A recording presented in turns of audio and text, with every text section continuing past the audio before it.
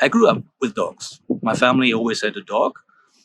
I'm not sure if I might be secretly a cat person. I never owned a cat, but I don't know.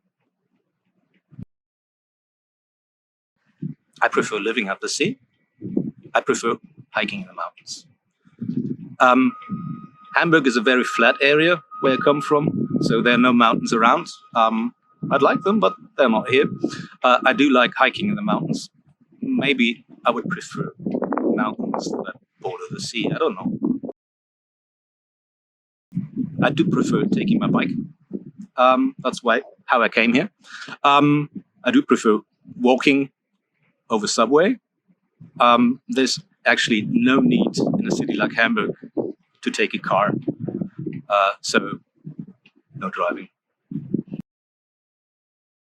That's a very difficult question because it kind of depends on what museum I'm interested in that moment, if it's an art museum or historical museum or a natural museum.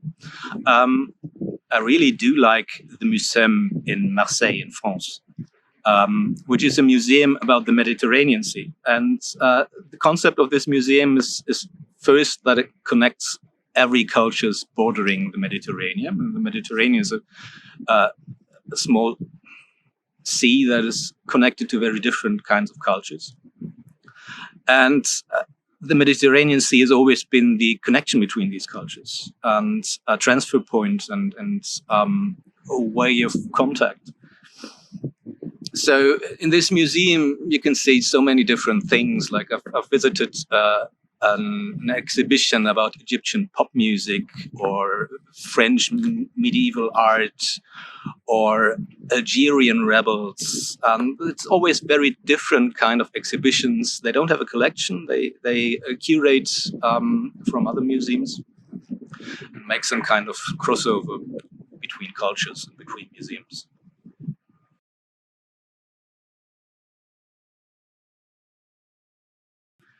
So how came I upon this topic? How did I know about this topic?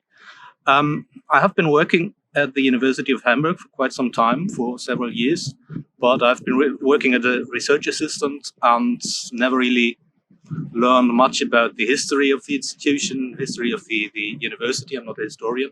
I'm a media scientist. I'm a media scholar. And then I stumbled upon an article that told me about this history, and it was about the same time the university was celebrating their 100th birthday. The university was founded in 1919, and in 2019 they celebrated their 100th birthday. And the university opened a small fund for student projects, small projects that celebrate this history, and we used that fund to make a film about that history. And the film grew over the time more and more into a full-grown documentary essay film, and not a small YouTube video as we first thought it would.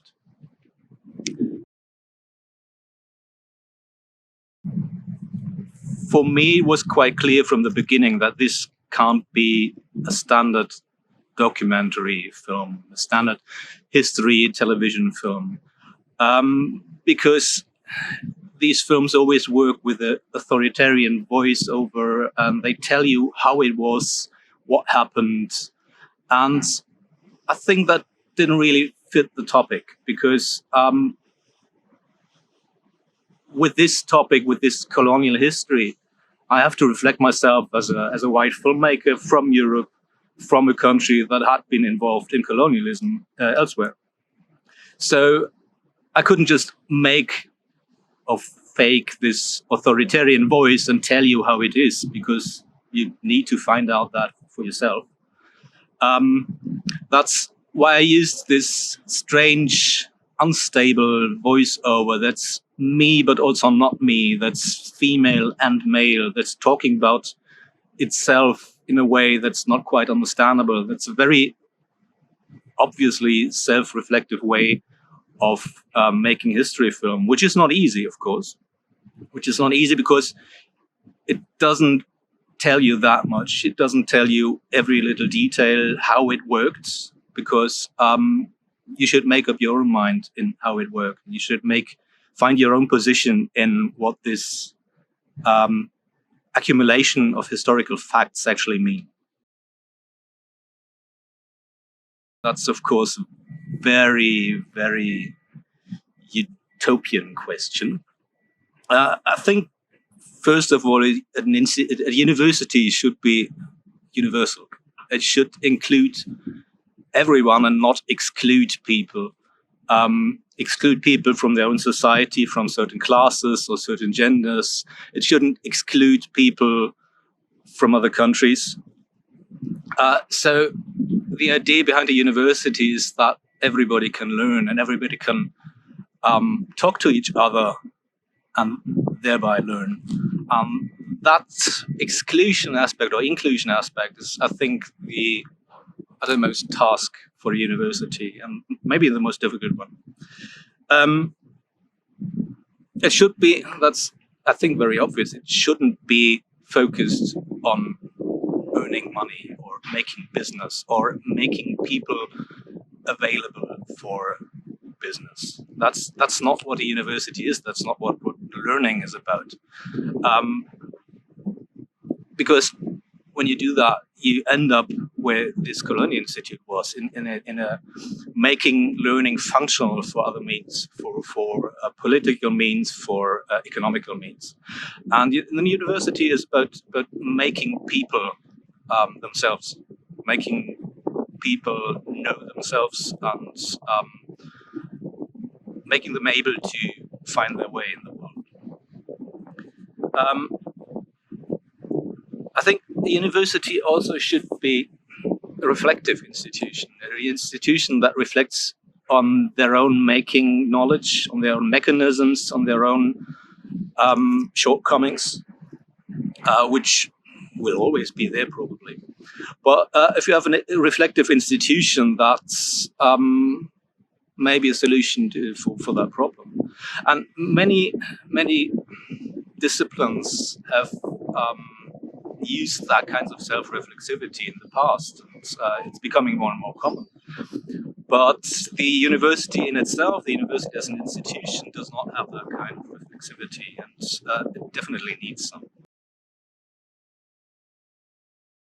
I'm not sure these are two different things, because the curiosity behind that collection is, I think, first and foremost, the desire to confront something alien, to confront something that is not myself, that I'm not used to, and that I can learn with. And I think that's the most important aspect about collecting things. And the thing that fascinated me most in these films was the fact that collections are not stable. They are constantly rearranged and resorted. The knowledge that manifests itself in these collections is always changing. And so there are power aspects in every collection, but they are not fixed power aspects. They're available for discussion, they're available for conflict. And that's the power behind collections.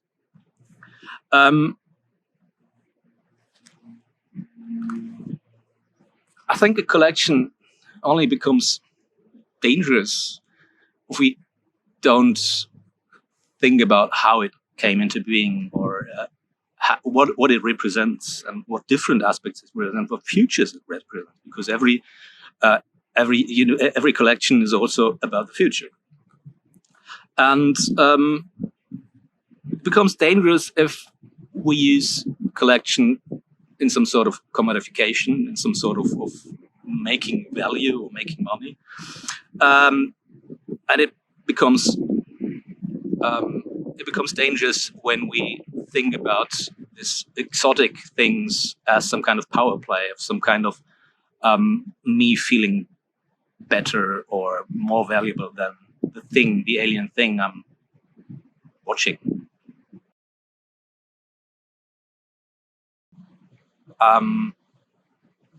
First of all, curiosity.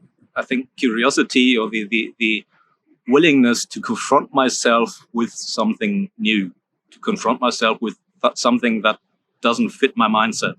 That's, I think, the most important thing. The second important thing is empathy.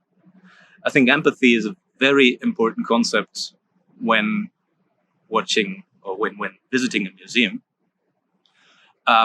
The ability to think about or feel with the people who made these objects or had their reasons for making these objects, and feel with them, and understand why they made this object.